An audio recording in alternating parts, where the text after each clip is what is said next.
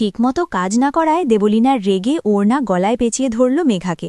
গল্পের শুরুতে দেখা যায় ছদ্মবেশী দেবলীনা আয়ুষকে বলছে, আপনি কিন্তু ওকে সাবধানে রাখবেন, ওর মতো নরম মনের মেয়ের কিন্তু খুব সহজে নজর লেগে যায়, বলে চলে যায়। তখনই মেঘা বলে, একটা মিনিট, আপনার খামটা, আপনি তো আপনার পারিশ্রমিকটাই ভুলে যাচ্ছেন। ছদ্মবেশী দেবলীনা বলে, ছিলাম না তোর এনগেজমেন্ট আমি হতে দেব না, তাহলে হতে দিলাম কেন? একদম চিন্তা করিস না দিদি, তোর এনগেজমেন্ট তো সন্ধেবেলা, তোর বোন ফিরে আসবে, তোর বোন কথার খেলাপ করে না।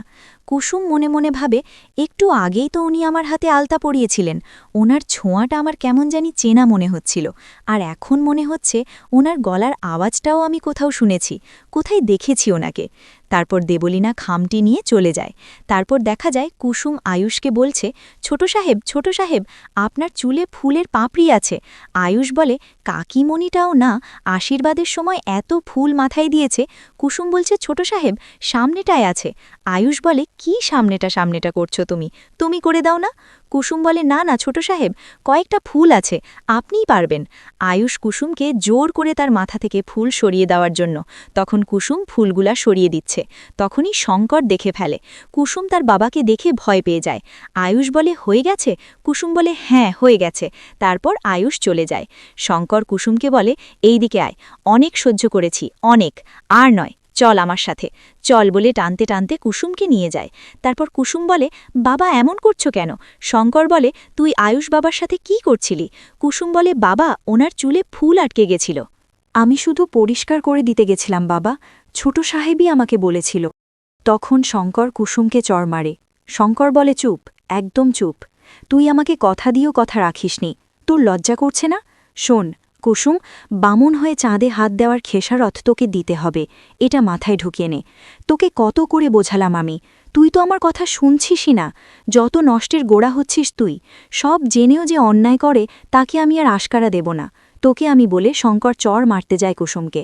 তারপর শঙ্কর বলে, শোন কুসুম, তোর কপাল ভালো, তোকে আর আয়ুষ বাবাকে ওই অবস্থায় আমি দেখেছি, অন্য কেউ দেখেনি। যদি অন্য কেউ দেখত তাহলে কি হতো তোর কোনো ধারণাই নেই। আর যদি মেঘা ম্যাডাম দেখত, মেঘা ম্যাডামের মনের অবস্থা কি হতো তুই বুঝতে পারছিস? তোকে আমি কতবার বলেছি তুই আয়ুষ বাবুর থেকে দূরে থাক, তুই তো আমার কোনো কথাই শুনিস না। যদি ছোট ম্যাডাম দেখত তাহলে তো সারা বাড়িতে কি যে হতো। কুসুম, দেখ, এতদিন আমি এই বাড়িতে কাজ করি, আমার কোনো বদনাম হয়নি, কিন্তু আজ তোর জন্য বদনাম মাথায় নিয়ে আমাকে হয়তো এই বাড়ি থেকে বেরও করে দেবে। কুসুম বলে, বাবা তুমি ভুল বুঝছ। শঙ্কর রেগে গিয়ে বলে, একদম চুপ, একদম চুপ। দেখ কুসুম, যতদিন মেঘা ম্যাডামের সাথে আয়ুষ বাবার এঙ্গেজমেন্ট না হচ্ছে, তুই আয়ুষ বাবার ধারে কাছেও যাবি না। আমি যদি তোকে এই বাবার ধারে কাছে দেখি তাহলে আমার থেকে খারাপ আর কেউ হবে না। দেখ, তুই বোকা না, ওরা যতই বলুক ওদের সাথে আমাদের কোনো পার্থক্য নেই, আমরা সমান না, ওরা বাড়ির মালিক, আমরা বাড়িতে কাজের লোক। কুসুম মনে মনে ভাবে, আমি তো ছোট সাহেবের থেকে দূরেই থাকতে চাই, কিন্তু জানি না কিভাবে সব ওলটপালট হয়ে যায়। শঙ্কর বলে, দেখ কুসুম, আমি সব সহ্য করতে পারবো, কিন্তু অপমান না, কিন্তু তুই যা করছিস এতে শুধু আমাকে অপমানই হতে হবে। যাই হোক কুসুম, এইবার যদি তুই এমন করিস তাহলে আমাকে গলায় দড়ি দিয়ে মরতে হবে। কুসুম বলে, জোরে বল বাবা।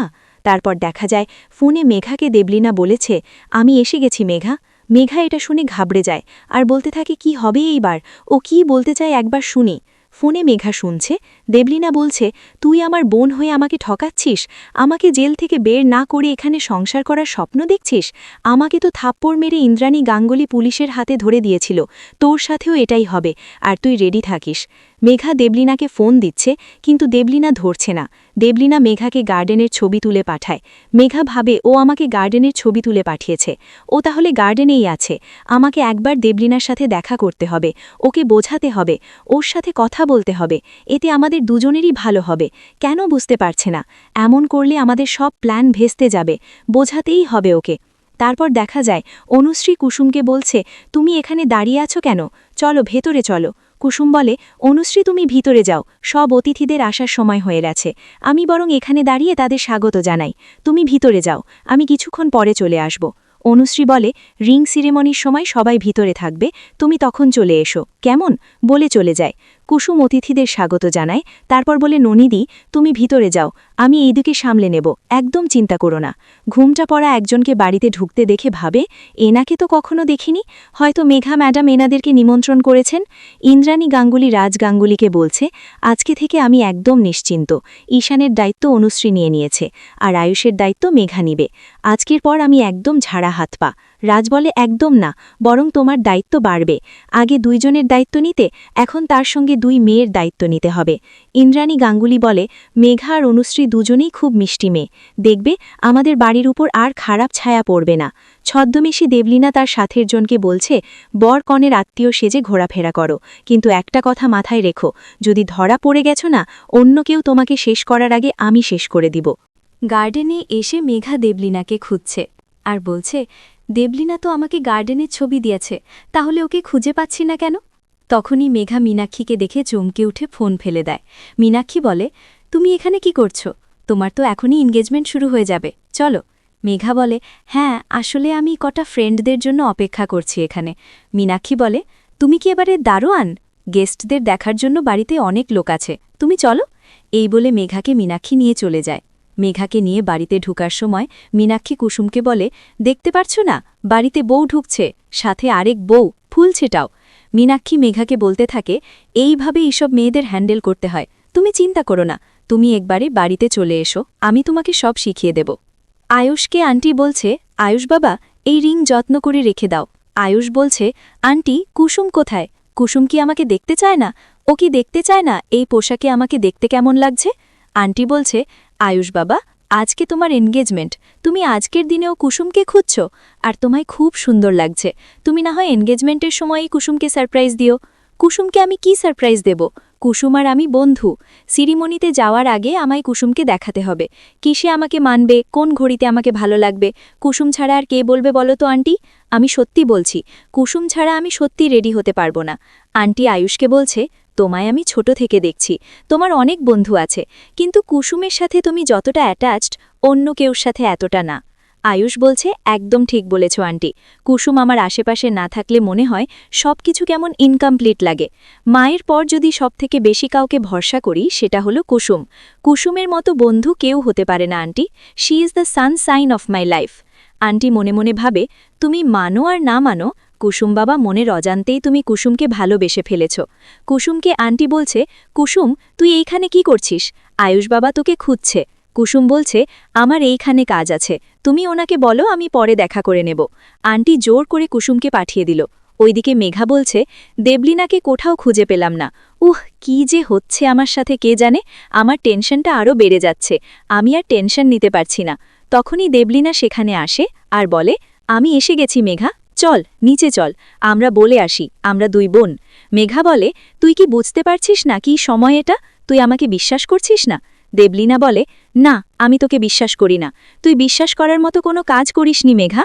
মেঘা বলে আমার একটা প্ল্যান আছে। দেবলীনা বলে আমারও একটা প্ল্যান ছিল, আমিও ভেবেছি এই বাড়িতে বউ হয়ে আসব, তারপর ঘাড় ধাক্কা দিয়ে সব কটাকে বের করে দিব, কিন্তু আমার প্ল্যানটা ফেল করেছে শুধুমাত্র কুসুম আর আয়ুষের জন্য।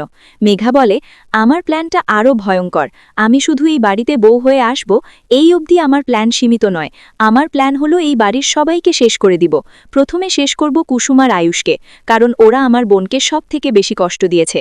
ওদের কথার মাঝে সেখানে ইন্দ্রাণী গাঙ্গুলি চলে আসে। তখন মেঘা ইন্দ্রাণীকে বলে আসলে মনি উনি আমার পিসি, বাবার খুড়তুতো বোন, উনি জানতে পেরেছেন আমার বিয়ে, তাই এই বাড়িতে চলে এসেছেন আমার সাথে দেখা করতে। তারপর ইন্দ্রাণী মেঘাকে বলে কিছু কাজ বাকি আছে, আমি সেগুলো করি, এনগেজমেন্ট শুরু হয়ে যাবে, তুমি নিচে এসো ঠাকুর ঘরে প্রণাম করে। তারপর কুসুম আয়ুষের ঘরে যায়, বলে আপনি আমাকে ডেকেছেন ছোট সাহেব? আয়ুষ বলে আমি তোমার বন্ধু, আজ আমার এনগেজমেন্ট, তোমার কোনো পাত্তা নেই, কি করব কি পরব কিছুই বুঝতে পারছি না। কুসুম তুমি কি খুশি নও? কুসুম বলে আমি খুশি, ভীষণ খুশি আমি। বলে তাহলে তুমি একবারও আমার ঘরে এলে না কেন? তুমি জানো না আমি তোমার জন্য অপেক্ষা করব? কথাগুলো ভাবতে থাকে কুসুম। বলে ছোট সাহেব আজকে আপনাকে একাই থাকতে হবে, বাইরে আমার কাজ আছে, আমি গেলাম তখন আসব। কুসুমের হাত ধরে টান মারে। আয়ুষ কুসুমকে বলে কুসুম আমার তোমাকে একটা প্রশ্ন করার ছিল। কুসুম তুমি যখন কিছু বুঝতে পারো না, দ্বিধায় থাকো, তখন তুমি কার কাছ থেকে পরামর্শ নাও? কুসুম বলে আপনার কাছ থেকে পরামর্শ নেই। আয়ুষ বলে আমি দ্বিধাই করলে আমার তোমার থেকে পরামর্শ নেওয়া উচিত, তাই তো? কুসুম চোখ বন্ধ করো, আমি তোমাকে একটা জিনিস দেখাতে চাই। তারপর আয়ুষ এনগেজমেন্টের রিংটা দেখায় আর বলে হাতটা বাড়াও। এই বলে কুসুমকে রিংটা পরিয়ে দিতে যায়। পরবর্তী আপডেট সবার আগে পেতে চ্যানেলটি সাবস্ক্রাইব করুন।